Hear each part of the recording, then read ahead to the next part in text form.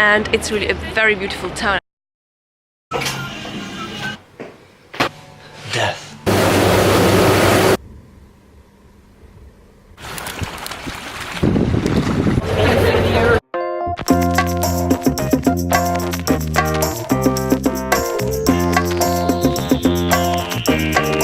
I just have to share because Bas just told me that once they have used this afsluitdijk, this thing we're on here, for the longest catwalk, you said, eh? Runaway in the world. A very big fashion event and they used this dike as the longest catwalk, and these poor models, you know, high heels, had to walk over this thing. Like on the grass there? No, they shut like, it down. They walked okay. over the street. Oh my god.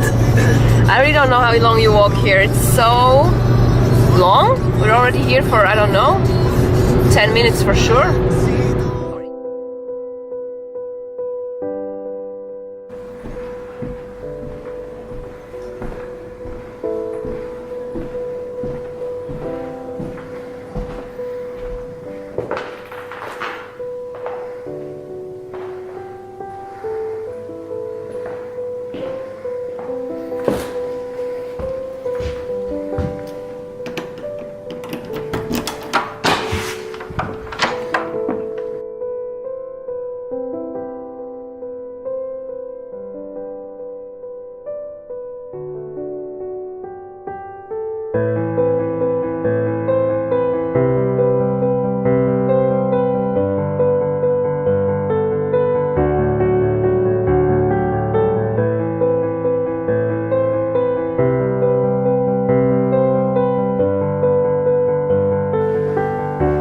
I think, baby, this is a good place to make business. To make business?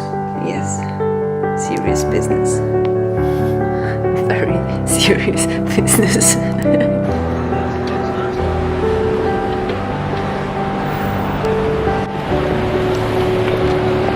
I'm recording. So we are strolling now through Groningen. Can you come into the picture? And it's really a very beautiful town. I'm super surprised that it's so nice. It's a very young town. I feel very old here. Young in sense of lots of young people. Yeah. Because it's a student town. Yeah, and I have the feeling everybody we see is like 12. 20. Yeah, 12, not really, but 20. And but it's really nice. Like the sun is shining, and it's just like there's just a good energy in the city. Yeah. So we're strolling around here, and later we're going to work a bit, but not too much. No. Okay. Bye. Bye.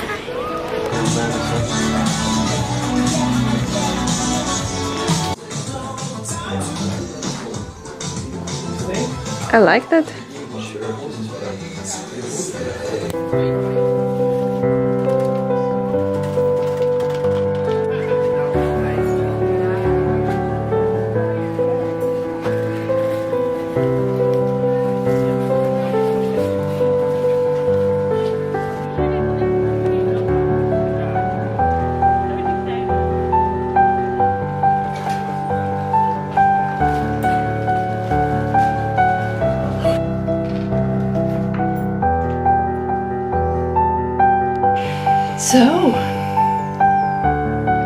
So we have come back from a beautiful trip in a town, and I really have to say I'm a bit in love with Groningen. It's just such a beautiful city.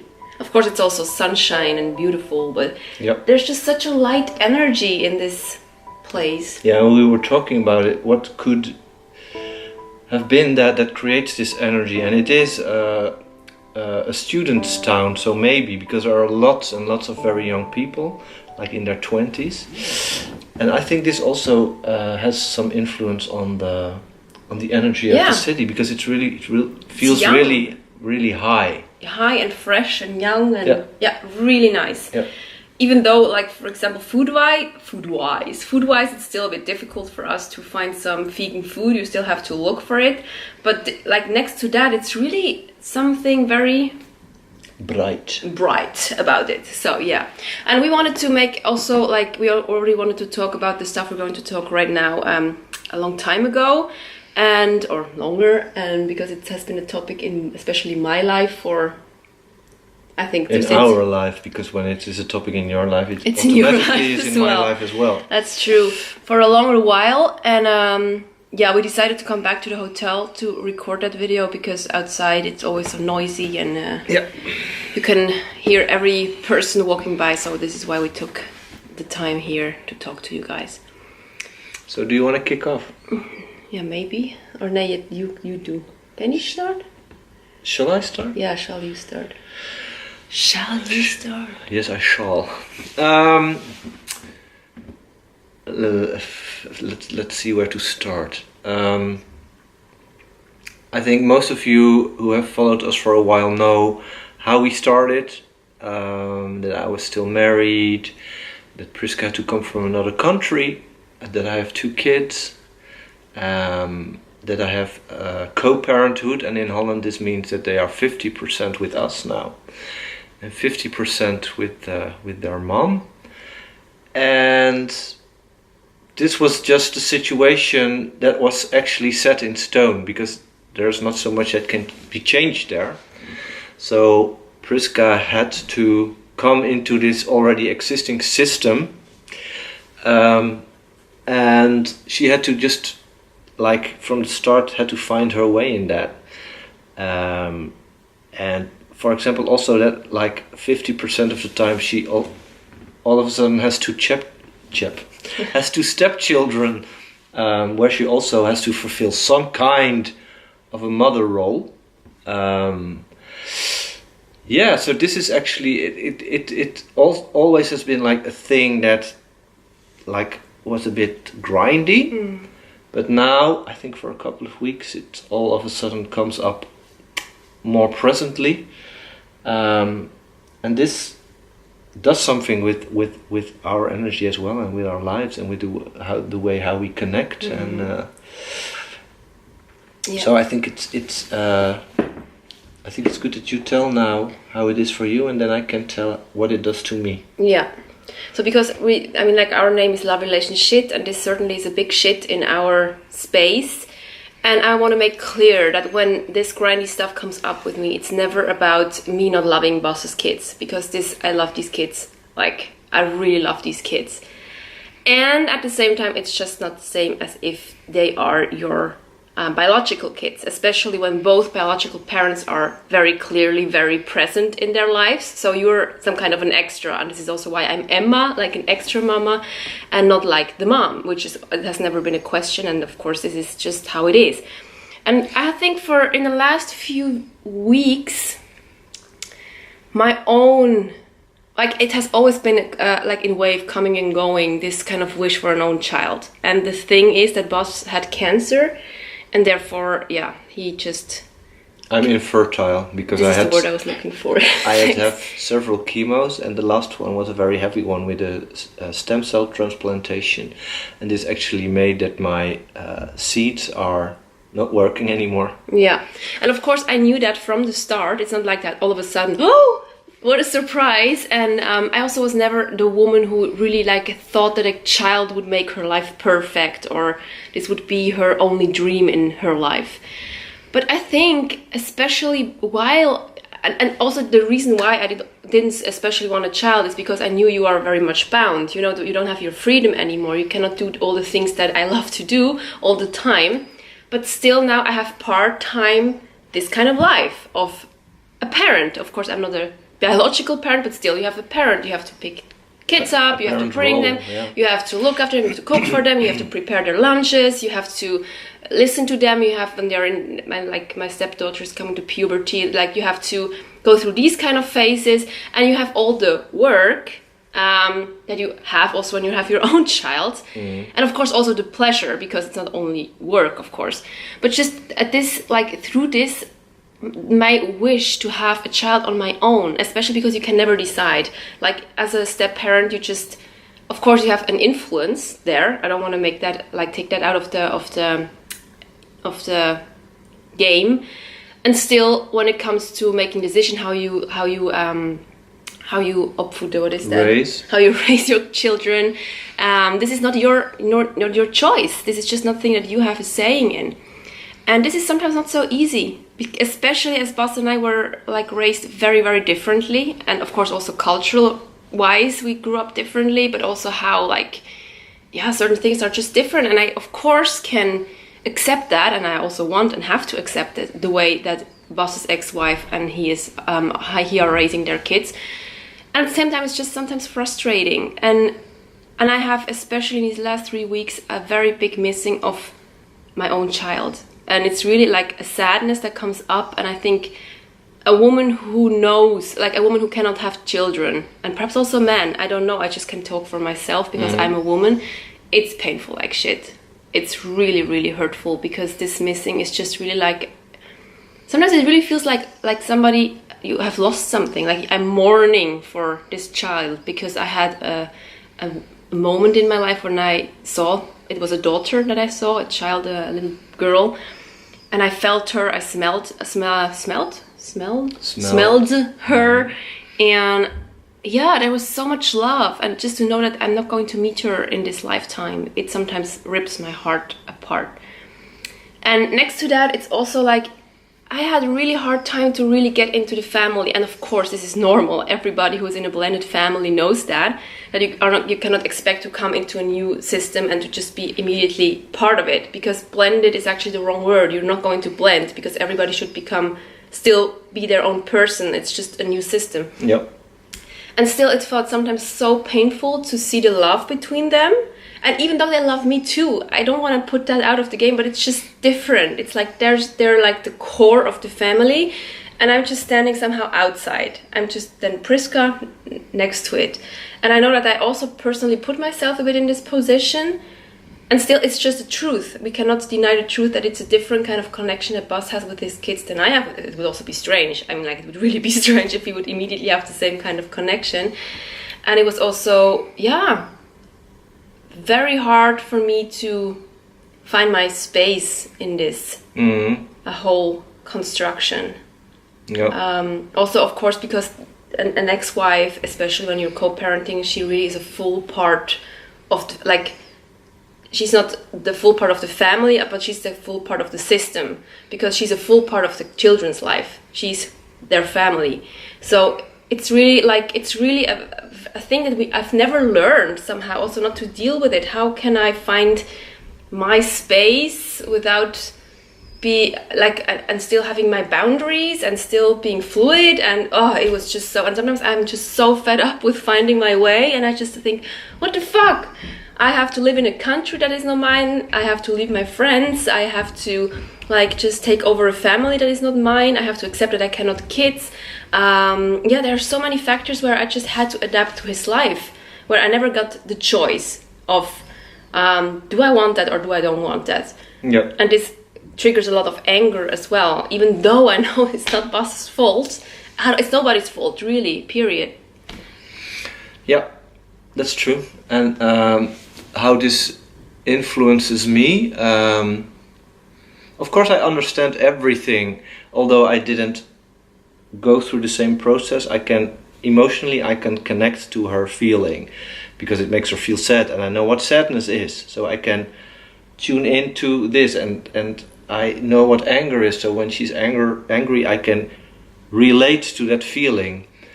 On the other side, I also have periods that I'm actually quite fed up with it, because then I think, yes, this is all true what you say, but, and now I'm going to use the but, because mostly I say and, look how lucky you actually are if you compare. And I know it's not always about comparing, but sometimes I really have to drag in an example of other people to make Priska see how it actually also is, because from day one she has been loved abundantly by these kids. I never have seen that, and I don't say that because they are my children. I never have seen that in another blended family construction, because Priska from day one has been taken in their hearts completely.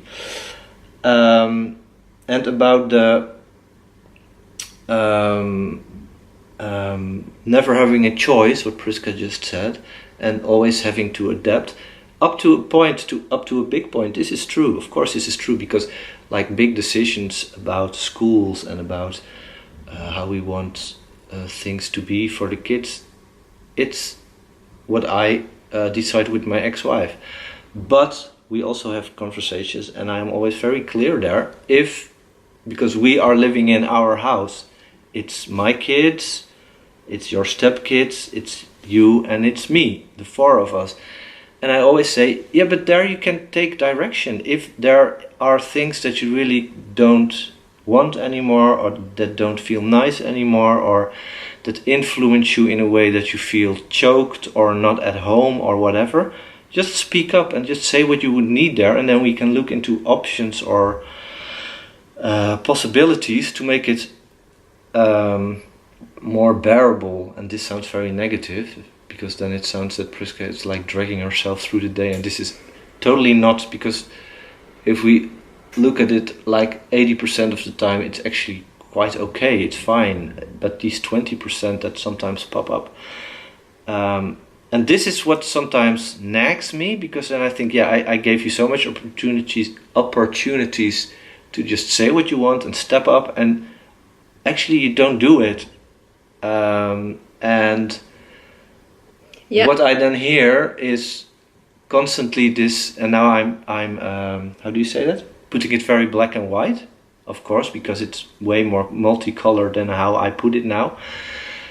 Then I think, yeah, but we have this conversation over and over, and I constantly get to hear how it is for you, but the opportunities are there, take them. And of course, it's not like snap, and it's like Priska has a whole plan, okay, this and this and this. It's also a process.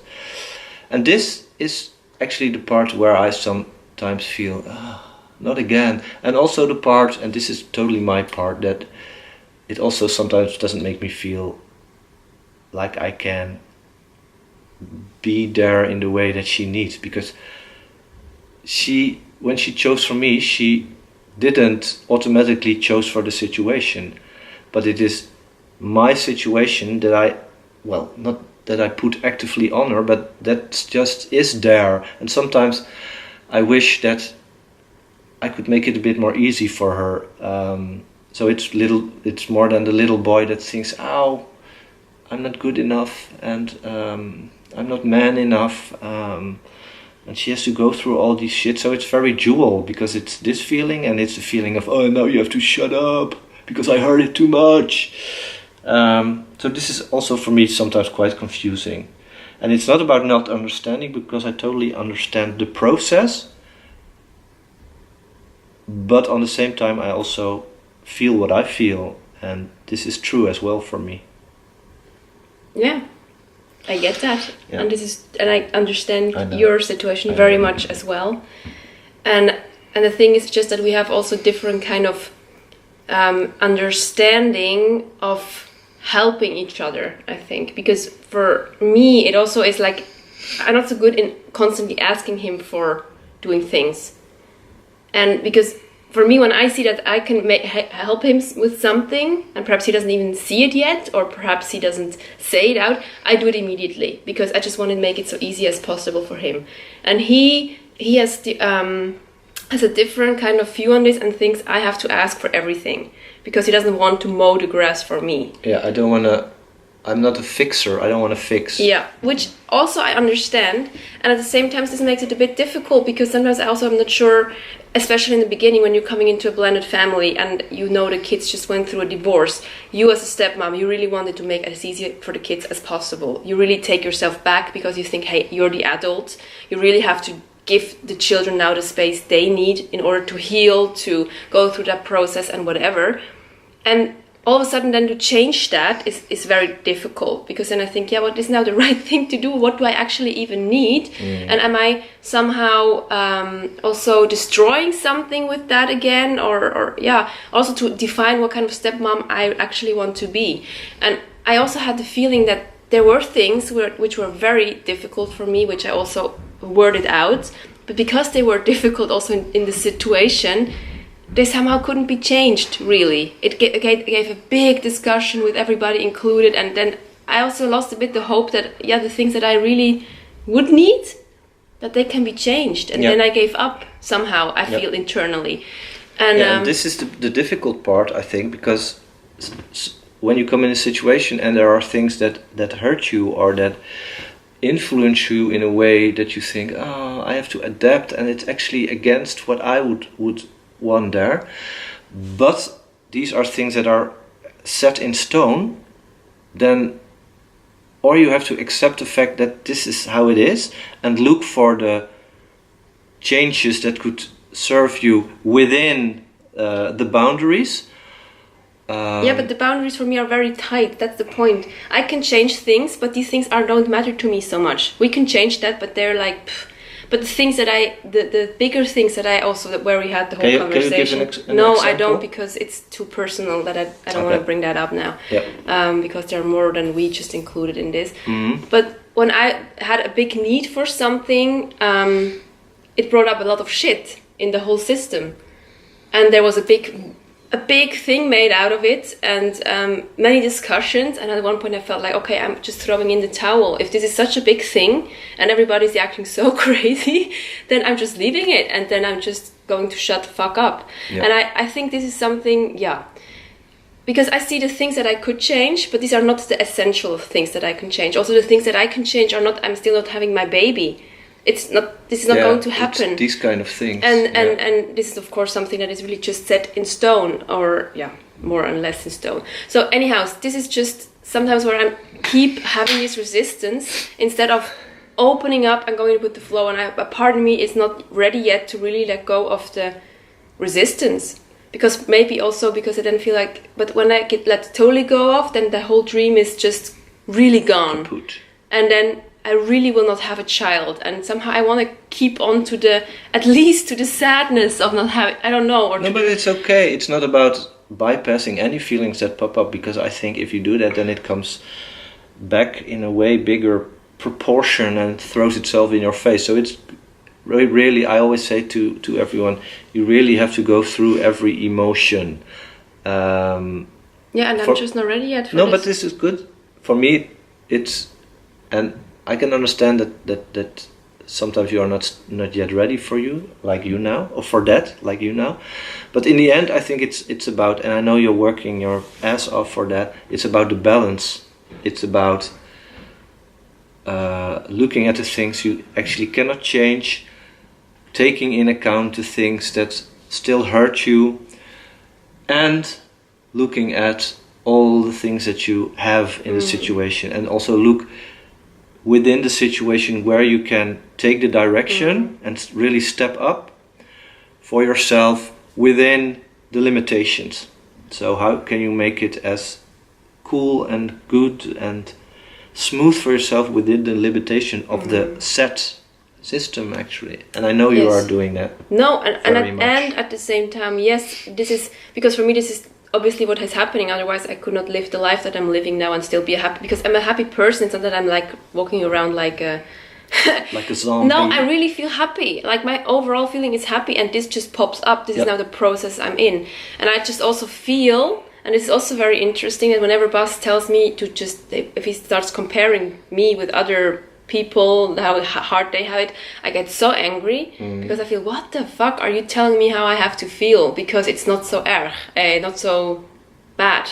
Because for me it feels bad right now, so don't tell me how to feel.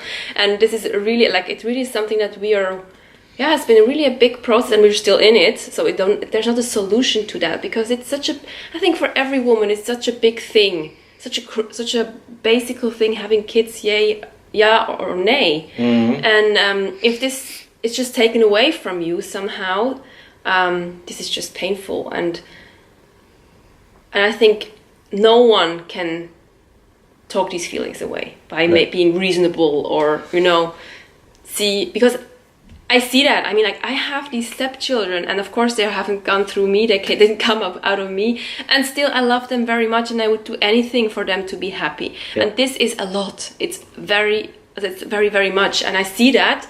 And at the same time, I'm just sometimes frustrated and sad, and also jealous. And I'm really jealous. This is something that I really had to admit to myself. I'm just jealous.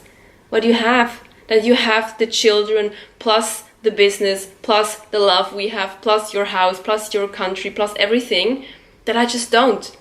And yeah, this really makes me sometimes also pissed. And I know it's unfair because obviously it's not his fault, and still it's like there, and it's okay that it's there.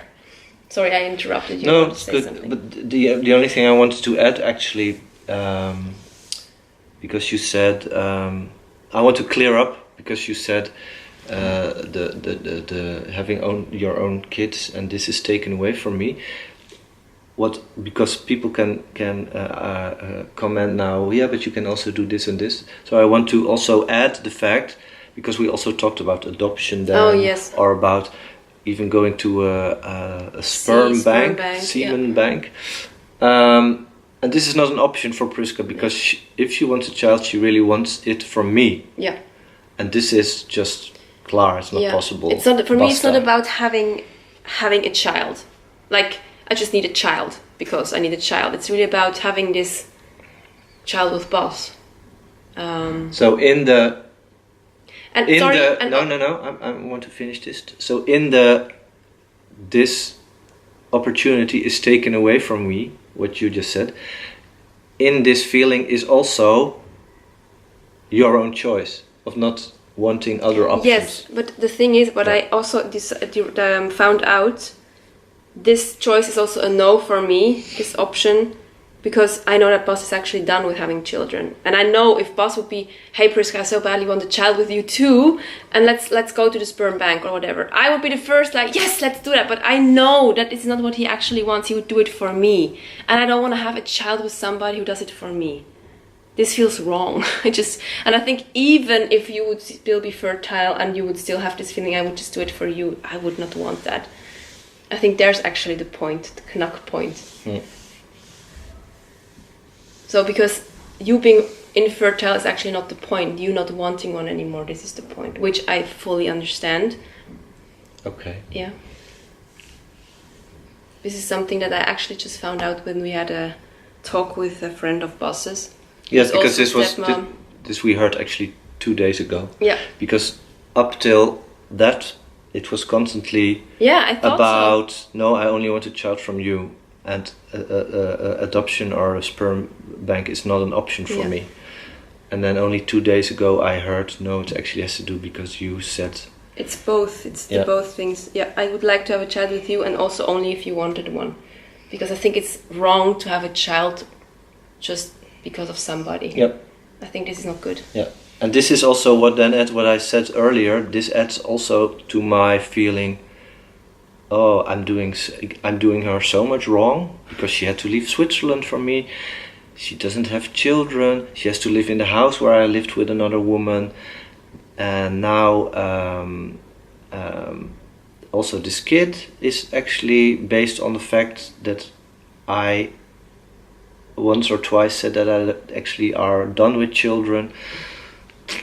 So it also creates some sort of an imbalance where I feel I'm not a good man, somehow, in some moments. And from here I know, well, I can not change it from me. I cannot change the situation, or I would have to say, okay, let's do it. And then, I don't know, maybe it would work out fine, maybe not. And for Priska it creates a situation where she has constantly the feeling, I am the one who constantly has to sacrifice and... That's stupid. I know it's also not fair, but it's just a feeling that I get, yeah. And what's most important is why we also make this video is that all the feelings are welcome. So you should not bypass it, even if it hurts Priska or it hurts me. We should always, and this is also what we do, communicate about it. Communicate about everything, even up to the part that I sometimes really think, oh, but this road we already walked over so many times and I'm really done with it, because it's about scratching off layers every time a little layer gets off again, like until you're really at the core. And maybe it's that this will never change, that it will always be some sort of a dynamic between us, and maybe by keep communicating about it, maybe at some point it will just naturally dissolve. Yeah, we will see. So this is what This we is what wanted we to share with you. Yeah, so this is our process. And we are very curious about Your thoughts. Your thoughts. Maybe you are in the same situation. What do you think? Maybe you have like ideas how things could be lighter? Maybe you have questions or yeah. So we really would love you to, after watching this video, to share and to to let us connect. know. Yeah, exactly. That has been a long video, God. So let's wrap that up, and thank you so much for this. And we're going back into the sun, I guess, and enjoy the beautiful day. Yes. Bye. Bye bye.